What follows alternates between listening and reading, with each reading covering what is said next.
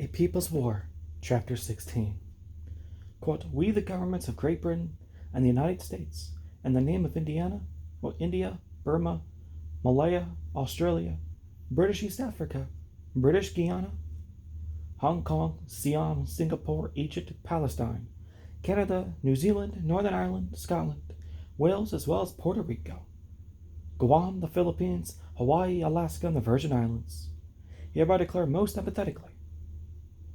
emphatically, that this is not an imperialism war. Thus, one skit put on in the United States in the year 1939 by the Communist Party.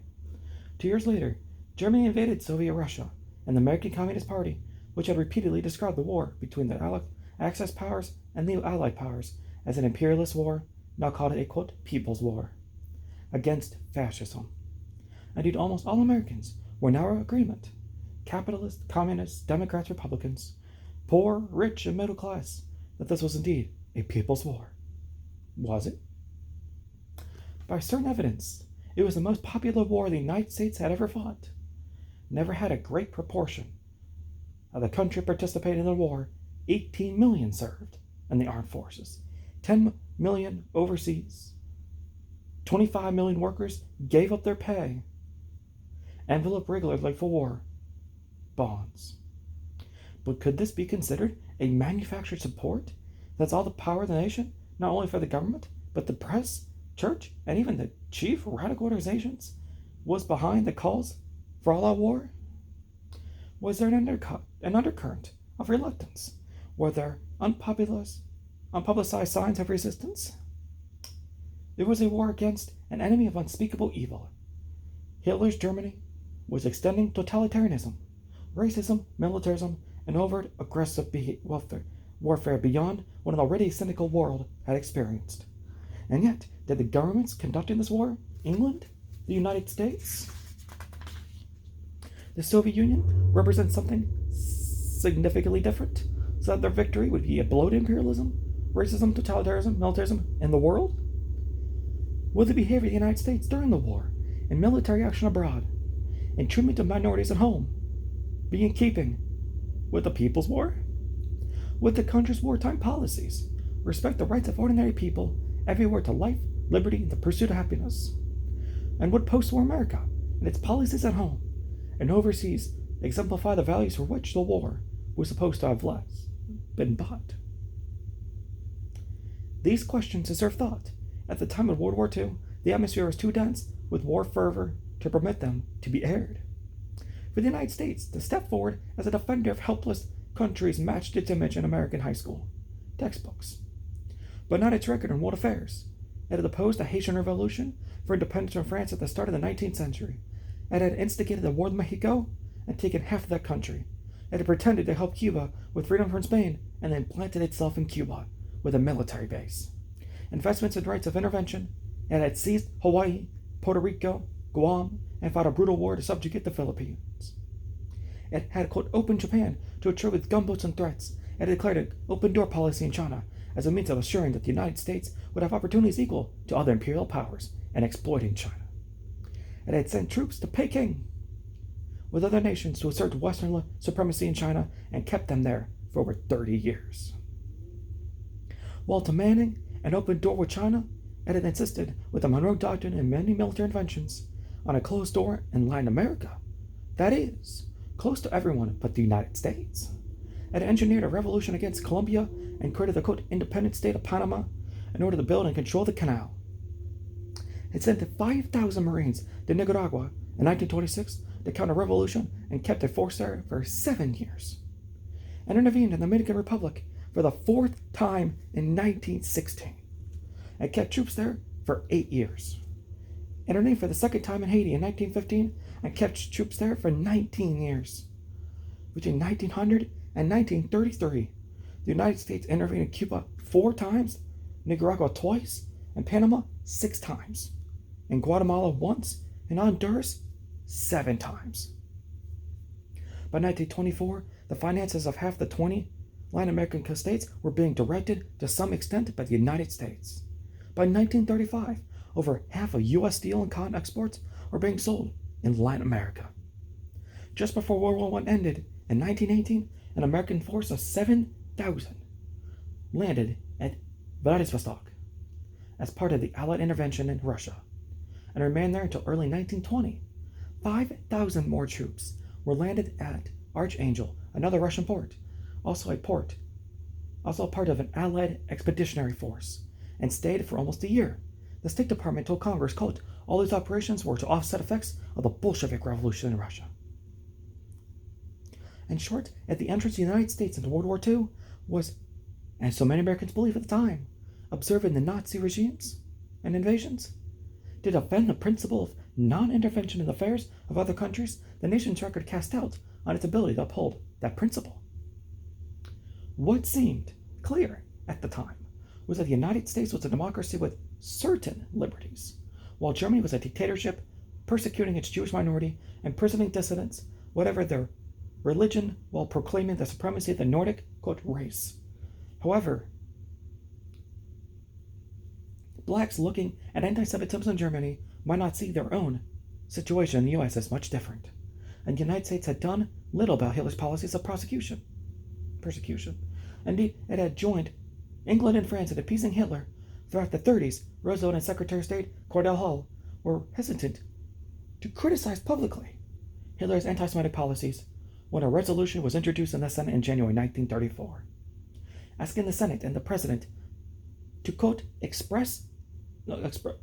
quote, surprise and pain at what the Germans were doing to the Jews, and to ask restoration of Jewish rights. The State Department, quote, caused this revolution to be buried in committee, according to Arnold Offner, American Appeasement. When Mussolini's Italy invaded Ethiopia in 1935, the U.S. declared an embargo on munitions that let American businesses send oil to Italy in huge quantities, which was essential to Italy's carrying out the war. When a fascist rebellion took place in Spain in 1936 against the socialist liberal government, the Roosevelt administration sponsored a neutrality act that had the effect of shutting off help to the Spanish government, while Hitler and Mussolini gave critical aid to Franco, Offner says. The United States went beyond even the legal requirements of its neutrality legislation. Had aid been forthcoming from the United States and from England and France, considering that Hitler's position on aid to Franco was not firm, at least until November 1936, the Spanish Republicans could have triumphed. Instead, Germany gained every advantage from the Spanish Civil War. Was this simply poor judgment, an unfortunate error? Or was it the logical policy of a government whose main interest was not stopping fascism, but advancing the imperial interests of the United States? For those interested in the 30s, an anti-Soviet plan seemed best. Later, when Japan and Germany threatened U.S. world interests, a pro-Soviet anti-Nazi policy became preferable. Roosevelt was as much concerned to the end oppression of Jews as Lincoln was to the end of slavery during the Civil War. The priority in policy, whatever their personal compassion for victims of persecution, was not minority rights, but national power. It was not Hitler's attacks on the Jews that brought the United States into World War II, any more than the enslavement of 4 million blacks brought Civil War in 1861.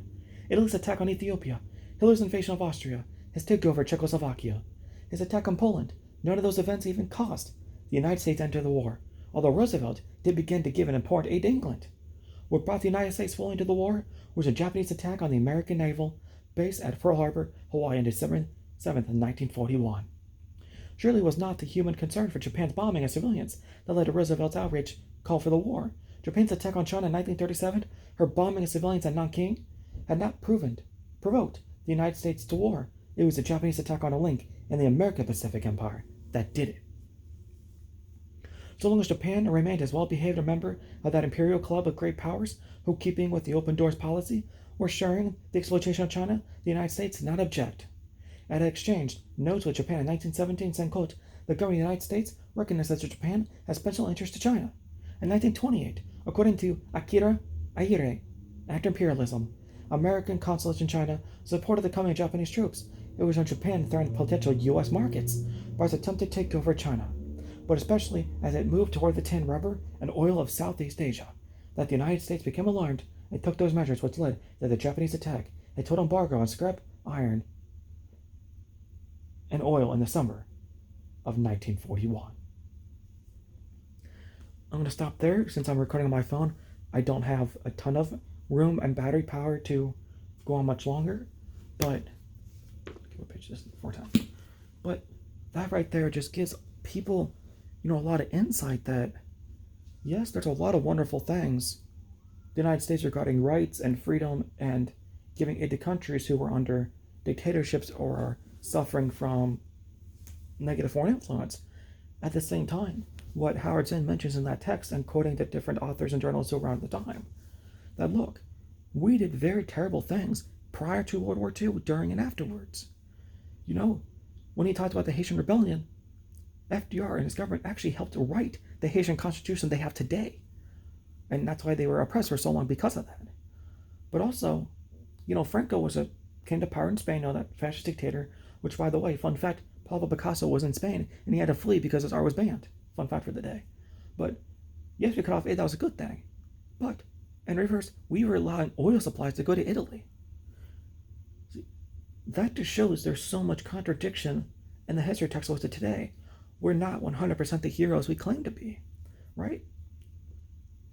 We helped aid in the rat lines to help these Nazi people escape into South America. And you talked about South America. Theodore Roosevelt helped build the Panama Canal. Well, we also tried to take over Panama and stuff later, which we eventually kind of did, through installing puppets that rolled in our favor for a long time.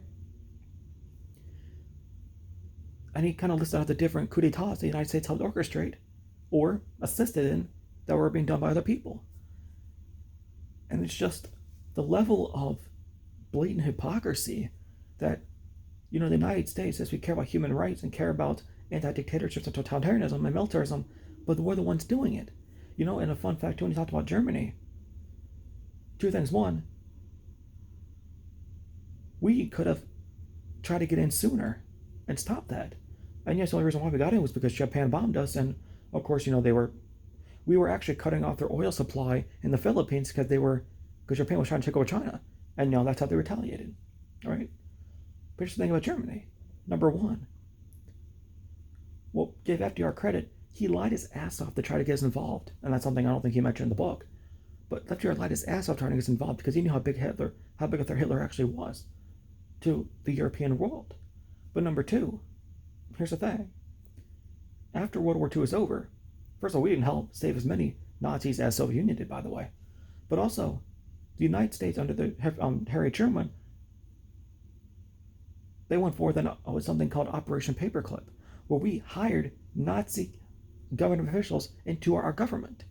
Like the secretary, I think eventually Secretary of State, head of NASA, Department of Energy, Department of whatever. These were all headed by people who worked for Adolf Hitler. That's just what people don't understand and don't know. That's what he pointed this out. But also, a lot of FDR's policies did not go into full force until he faced the wrath of socialist, communists, and the Marxists. They're the ones who pushed him into really going deep down into solving some of the social problems we had with the New Deal programs. And they're the ones who kind of forced his hand to do that. He would not be president for so long. So that's just what Howard's referring to in the book. But it's just something that people need to take some deep thought about, because we're seeing the same thing today. And people need to wake up and realize it's not what it's made out to be. So, appreciate you guys watching and hope you learned a thing or two and enjoyed it.